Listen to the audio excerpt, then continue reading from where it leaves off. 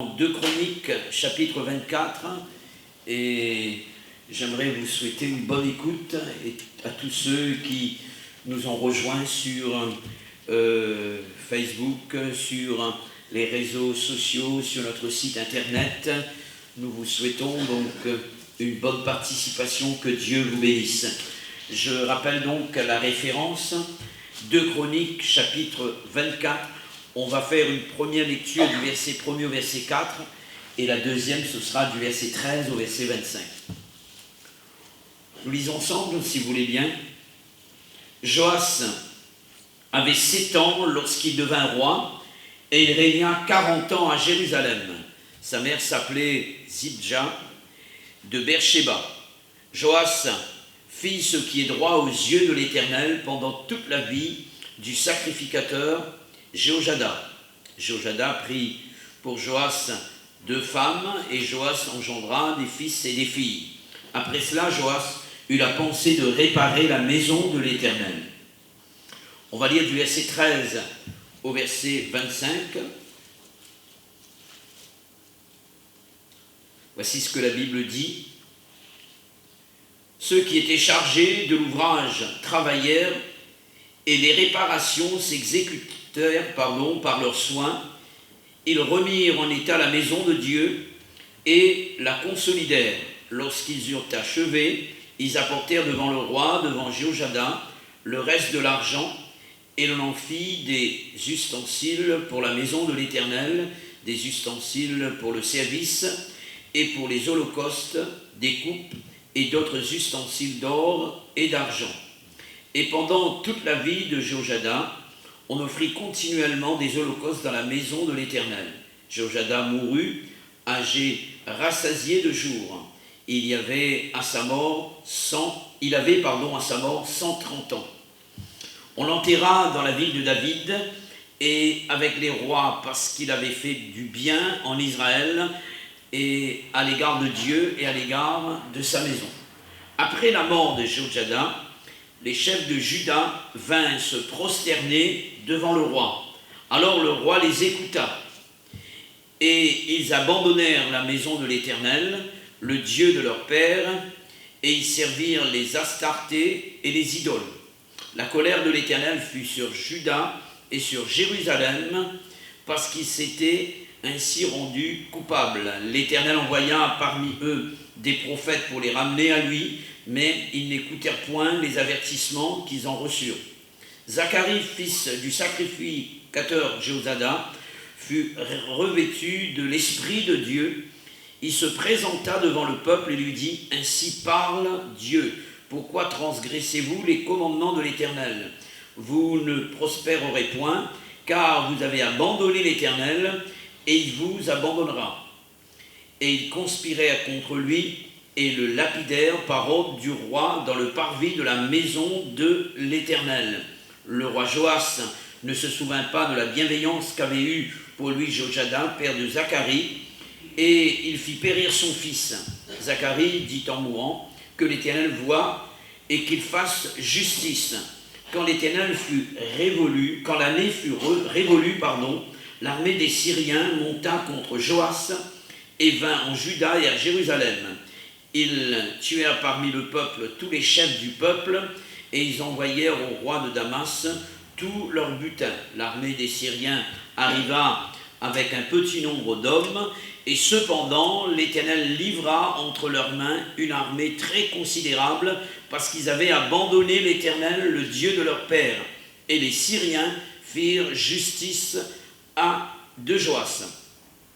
Lorsqu'ils se furent éloignés de lui, après l'avoir laissé dans des grandes souffrances, ses serviteurs conspirèrent contre lui à cause du sang des fils du sacrificateur Jéhojada. Ils le tuèrent sur son lit et il mourut. On l'enterra dans la ville de David, mais on ne l'enterra pas dans les sépulcres des rois. Amen. Amen. J'aimerais ce soir vous parler sur ce thème, le danger d'une vie spirituelle dépendante des autres. Je répète, le danger d'une vie spirituelle dépendante des autres. La Bible dit ceci et nous le savons en tant qu'enfant de Dieu, chacun est sauvé pour le prix de sa foi. D'accord? Donc, je dois rendre compte à Dieu de ma vie spirituelle, et ce n'est pas quelqu'un d'autre qui doit rendre compte à Dieu de ma vie spirituelle. Nous sommes les responsables de nos choix, de nos décisions devant Dieu, et chacun doit mener sa vie spirituelle selon Dieu et non pas une vie dépendante des autres. Dans ces lectures que nous avons pu faire, la Bible présente la vie d'un des rois de Juda et son nom c'est Joas. Voici comment cet homme finira sa vie. La Bible dit ceci, que les Syriens lui firent justice, c'est-à-dire vont lui rendre ce qu'il a semé.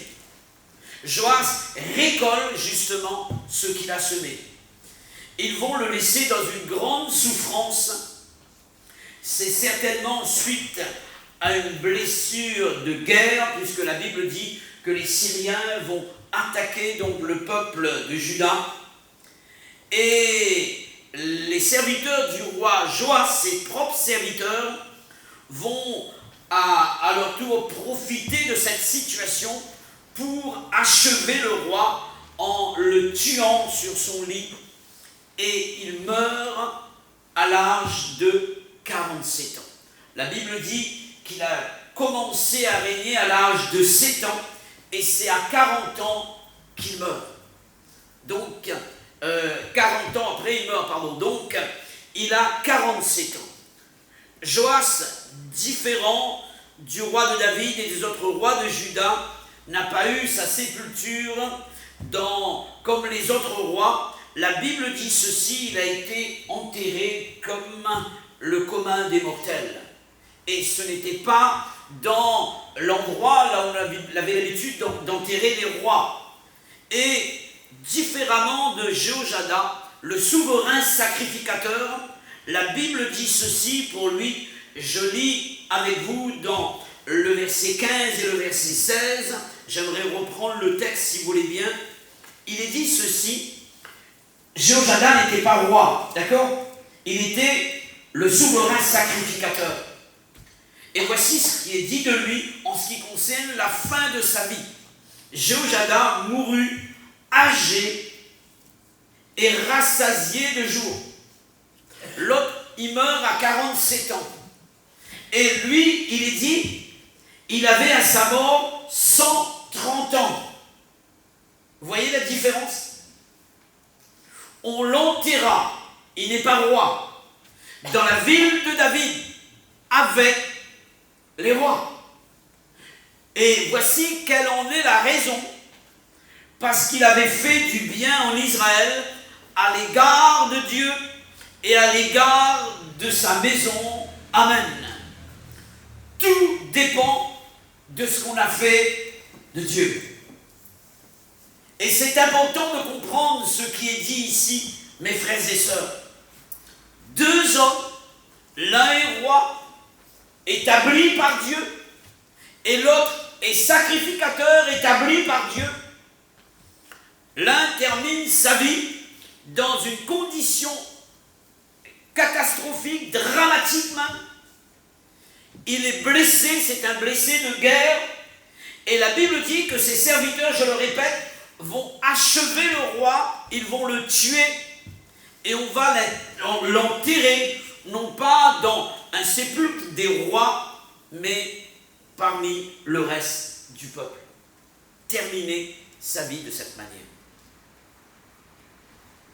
Et si on veut considérer le départ de ce roi, comment il a commencé à régner, alors qu'après la mort de son père Akazia, sa grand-mère nommée Athalie fit périr toute la race royale. Et elle a usurpé la royauté, d'accord? Et la Bible parle de sa tante, qui est l'épouse du sacrificateur Jéhojada. Donc, Jéhojada, c'est son nom par alliance. Sa tante va prendre son neveu, qui est Joas, sous sa protection, et il va rester dans la maison du sacrificateur Jéhozada et de sa tante, et il va rester là pendant 6 ans. Son oncle Jéhozada, qui est sacrificateur, va ensuite assurer sa royauté alors qu'il n'avait que 7 ans. C'était le plus jeune roi d'Israël, bien de Juda, d'accord? Et la Bible montre ici une protection de Dieu sur sa vie, alors que l'ennemi au départ même voulait en finir avec sa vie, parce qu'il était fils de roi, vous comprenez? On n'a pas pu poser la main sur lui. Dieu avait un plan béni pour lui. Dieu avait préparé pour lui un avenir extraordinaire. Et tout cela était dans le plan de Dieu. La main de Dieu est sur lui. Il commence à régner à l'âge de 7 ans. Et nous voyons que Dieu est avec lui. Et je peux dire ceci, ce qui est valable pour Joas l'est pour nous également. Comme Joas, chacun d'entre nous, à cause de Jésus, le grand souverain sacrificateur, nous avons échappé à la mort et à la condamnation pour hériter du salut. Et ce même Jésus nous a fait régner avec lui. De sorte que vous et moi, nous sommes des vrais fils et des filles du roi. Bien plus, dans l'Apocalypse, il est dit ceci, chapitre 1er, versets 5 à 6. À celui qui nous aime et qui nous a délivrés de nos péchés par son sang et qui a fait de nous des rois et des sacrificateurs pour Dieu son Père, à lui soit la gloire et la puissance au siècle des siècles. Alléluia. Voici ce que Jésus a fait pour nous. Voici ce que Jésus a fait de nous, le grand souverain sacrificateur. Je reviens à Joas. La Bible va parler de lui dans le verset 2 de ce chapitre 24. Joas fit ce qui est droit aux yeux de l'Éternel. Amen.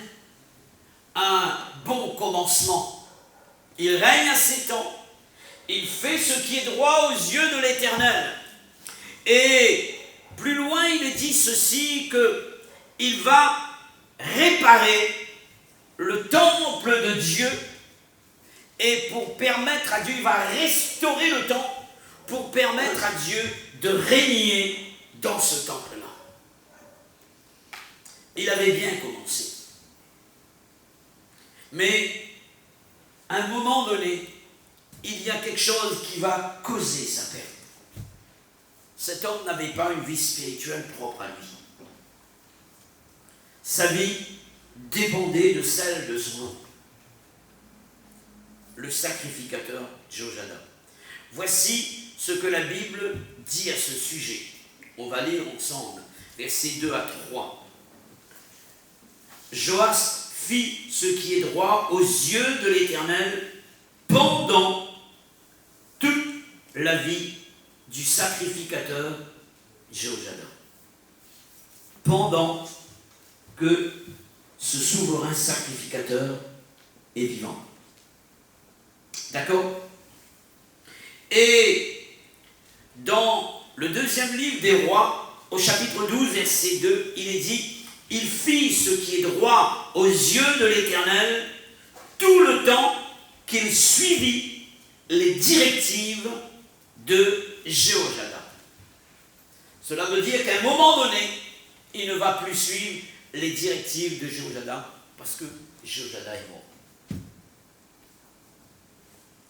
C'est à partir de là que les choses vont changer.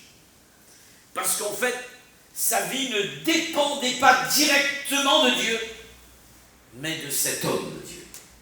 De cet homme de Dieu. Même pour son mariage. Voici ce que la Bible dit concernant son mariage. Verset 3 du chapitre 24. Jéhozada prit pour Joas 2 femmes, et Joas engendra des filles et des filles. Même le choix pour sa vie sentimentale, pour ce choix-là, il dépend de l'homme de Dieu. Ce n'est pas son choix, c'est le choix de l'homme de Dieu. Je suis en train de vous parler du danger d'une vie spirituelle dépendante des autres. Nous devons remercier le Seigneur, mes frères et sœurs, pour nos pères spirituels. Nous devons avoir de la reconnaissance pour ces hommes qui sont des modèles pour nous, qui ont peut-être vécu avant nous. Mais cependant, notre vie spirituelle ne doit pas dépendre directement de ces personnes. Car l'homme reste un homme. Et l'homme peut tomber. L'homme peut chuter. Pour Jéhoiada, il n'a pas chuté. Mais il suffit que la personne sur laquelle nous avons compté, peut-être au milieu de l'Église, au sein de notre famille, ne soit plus là. Pour que notre véritable identité soit révélée. La personne peut changer d'église. La personne peut quitter l'île, le pays. La personne peut rejoindre le Seigneur dans la gloire comme Jéhoiada. Il suffit de cela pour que nous perdions la foi. C'est ce qui s'est passé pour Joas. Ce fut un temps où j'étais plus jeune dans la foi, ma confiance dans certains hommes, et j'ai été déçu.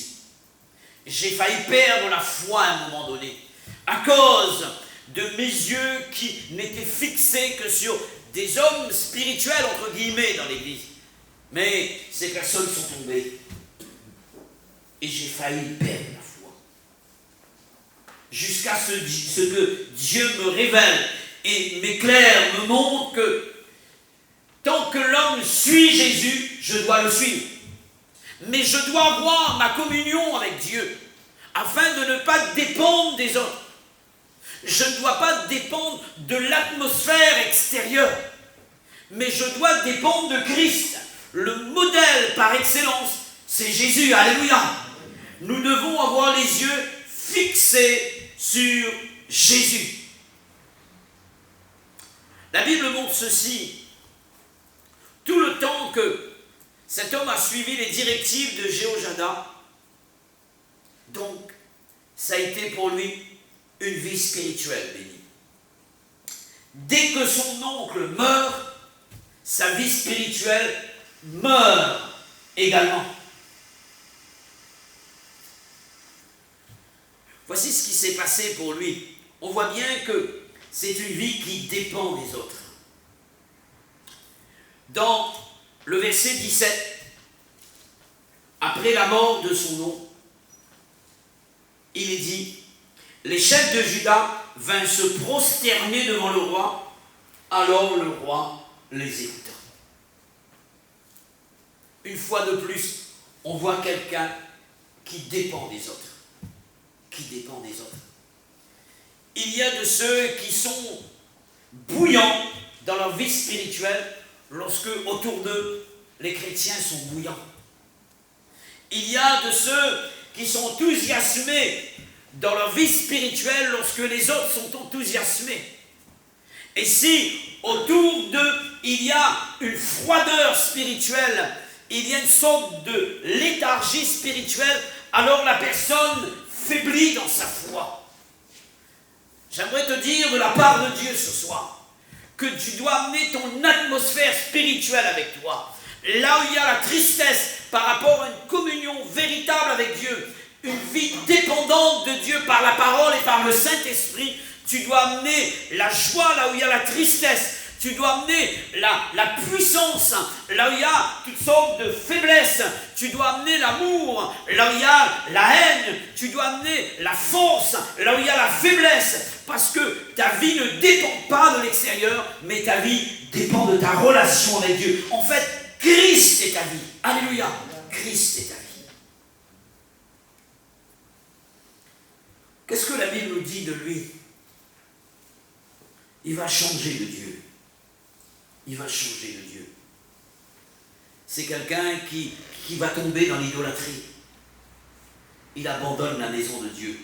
pour servir les astartés et les idoles. Mais ce qui est remarquable, mes frères et sœurs, chez Dieu, et je bénis Dieu pour sa miséricorde, c'est que même si quelqu'un tombe, Dieu tend la perche à la personne qui tombe. Amen. J'aime cela chez Dieu. Quelqu'un qui tombe, quelqu'un qui faiblit, Dieu toujours revient à la charge parce qu'il aime et il veut relever toujours. C'est ce qui s'est passé pour Joas ici. Alors qu'il tombe dans l'idolâtrie, alors qu'il abandonne Dieu, alors qu'il sert les idoles, la Bible dit ceci, que Dieu va envoyer des prophètes pour avertir non seulement le roi, mais les personnes qui étaient avec lui, afin de le ramener vers le droit chemin. Qu'est-ce qui s'est passé? Le roi a refusé la main tendue de Dieu. Qu'est-ce que fait Dieu? Il envoie le fils de Jéhozadak, un membre de sa famille. Jéhozadak, c'est son oncle, je le rappelle. Donc le fils de Jéhozadak, c'est qui? C'est son cousin. Et il prophétise au nom de l'Éternel pour dire à Joas, reviens.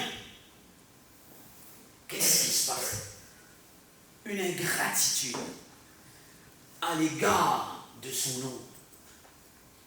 Alors que son oncle l'a protégé, alors que son oncle a tout fait pour lui, aucune reconnaissance. Il fit mourir Zacharie, le fils du sacrificateur Jéhozadak. Cet homme l'avait protégé, cet homme l'avait, je dirais, choyé, l'avait entouré de son amour. Et là, on voit donc une ingratitude à l'égard de son nom. La Bible va dire ceci, va aller encore plus loin dans cette dégradation spirituelle. Et je lis pour vous dans 2 Rois chapitre 12, versets 17 à 18. 2 Rois chapitre 12, versets 17 à 18.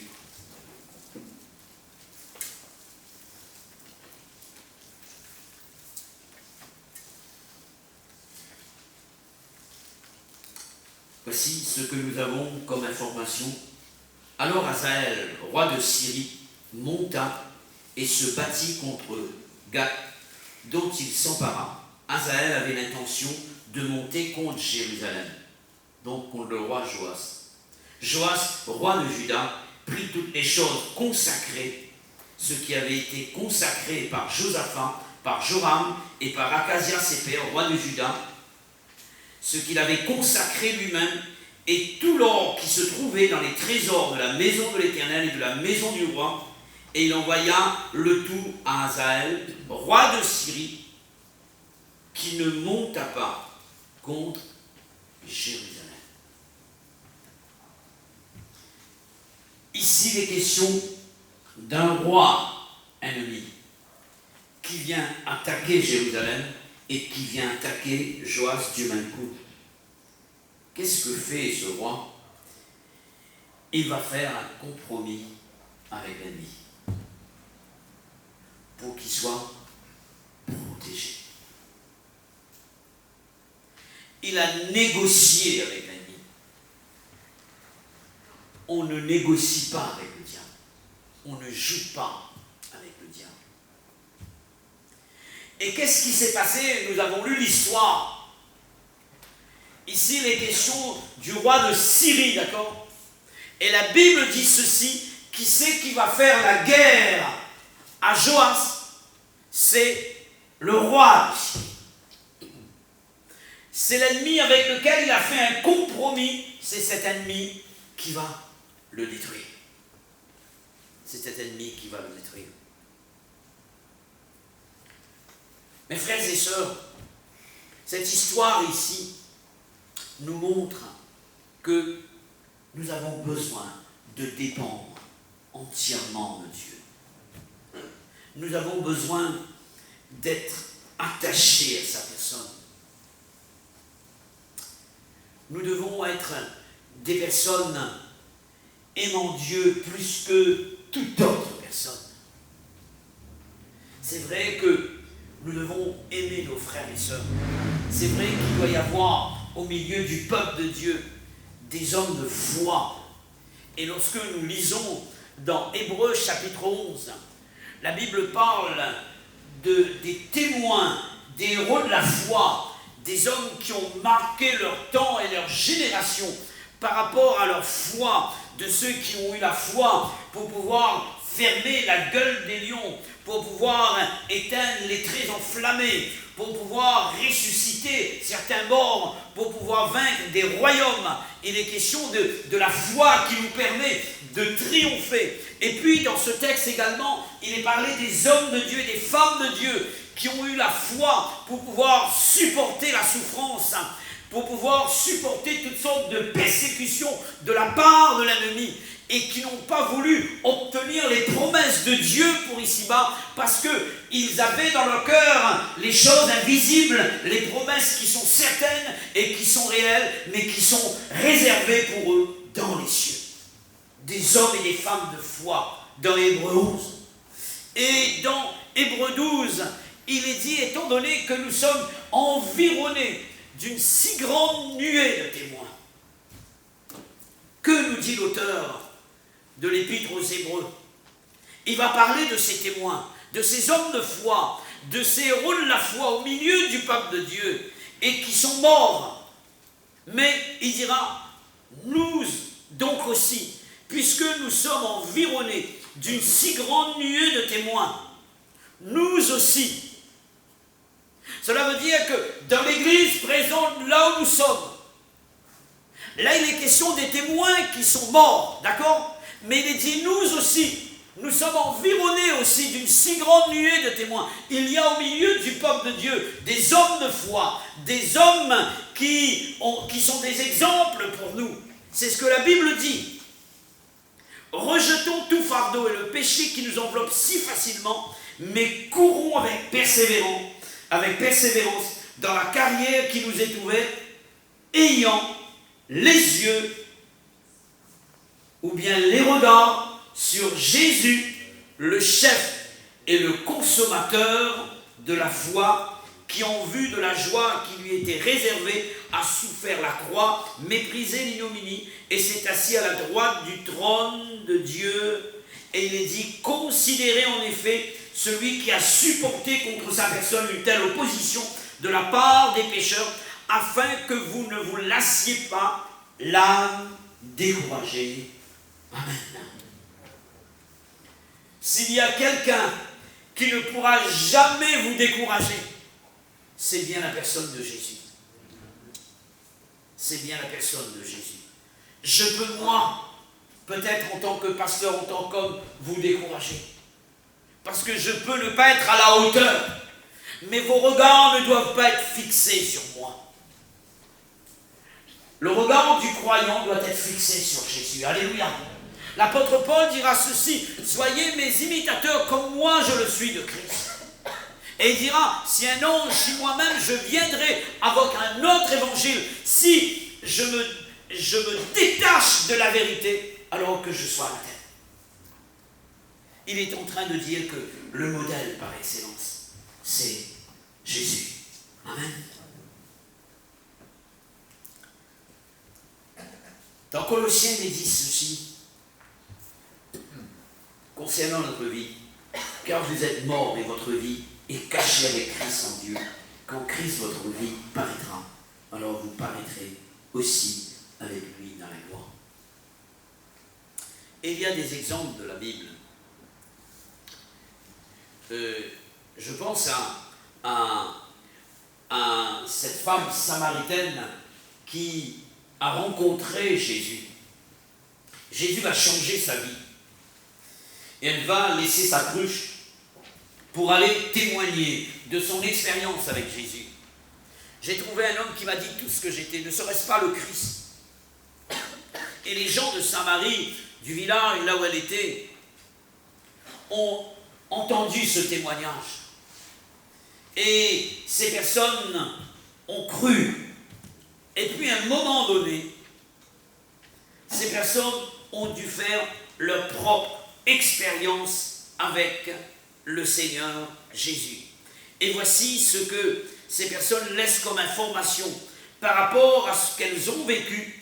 Il est dit dans Jean chapitre 4 et le verset 41, un beaucoup plus grand nombre crurent à cause de sa parole.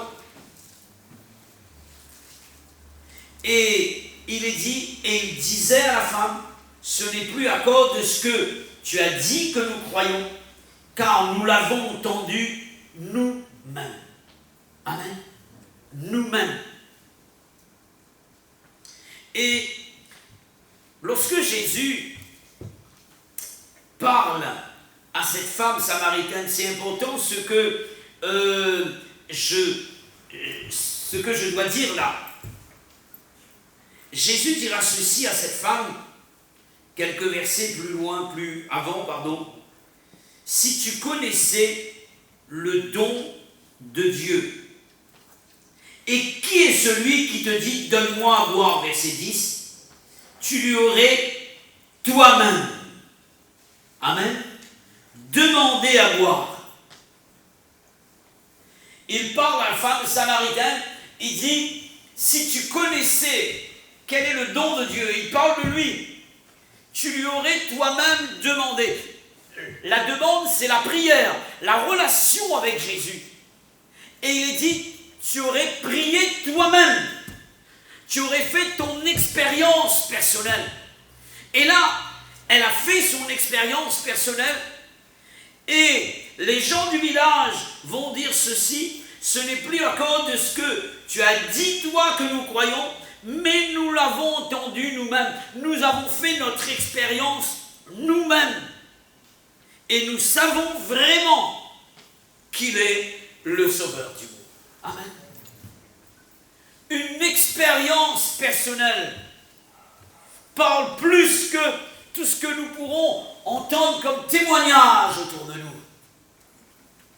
Quelqu'un peut nous parler d'un fruit qu'il a goûté, d'une boisson qui vient de paraître sur le marché. Il pourra vous expliquer dans les détails quel est le goût de cette boisson, de ce fruit peut-être, que vous ne connaissez pas. Lui, il a découvert cette chose-là. Mais même s'il va faire tous ses efforts, il va déployer tout ce qu'il a comme possibilité, comme capacité pour expliquer le goût qu'il ressent. L'expérience, parce que vous l'avez goûté, parle plus que ce que vous avez entendu. Amen. C'est pourquoi Christ est une vie. Et la Bible dit, étant donné que nous avons goûté que l'Éternel est bon, il est question de le recevoir, de vivre les choses de Dieu intérieurement, d'une communion avec lui. C'est cela qui fera toute la différence. Et personne ne pourra nous faire dire le contraire, nous faire douter de Dieu et des choses de Dieu, mes frères et sœurs. On m'a parlé de Dieu avant de connaître le Christ. On m'a parlé de lui, mais ce n'était pas suffisant. J'avais besoin de vivre mon expérience. On a parlé à la reine de Séba de ce qu'était Salomon. Ce n'était pas suffisant. Elle est venue se rendre compte par elle-même. Elle est venue sur place et elle a vu dans le palais ce qui se passait. Elle a vu toute la sagesse de Salomon, elle a entendu. Elle a été en communion avec cette personne. C'est pourquoi la Bible dit ceci, viens et vois. Amen. Viens dans sa présence. Viens goûter à sa communion. Viens vivre cette relation avec lui.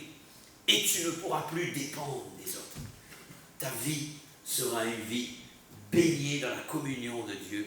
Et tu pourras parler de lui et dire ce que Dieu est véritablement. Amen. Que Dieu nous aide, mes frères et sœurs, à connaître Dieu. De façon que nous ne puissions pas vivre notre vie spirituelle dépendamment des autres. Même si autour de nous, 1000 tombent à notre droite, 10 000 à notre droite, et nous ne serons point atteints, la Bible dit, parce que nous connaissons Dieu. Amen. Nous connaissons Dieu. La connaissance de Dieu. Et souvent dans la Bible, lorsqu'il est parlé de la connaissance, il est question d'expérience. Des questions d'expérience. Ce soir encore, Dieu nous donne la possibilité de vivre une nouvelle expérience avec lui. À chaque fois que nous avons possibilité de nous approcher de Dieu, ça doit être une expérience nouvelle que nous devons vivre avec lui. Alléluia. Veux-tu ce soir t'attendre à Dieu? Veux-tu croire que Jésus est là et qu'il veut te bénir? Recueillons-nous au moment et prions le Seigneur. Bénissons Dieu. Là où tu es, à ta maison, dans ta voiture, là où tu es en contact avec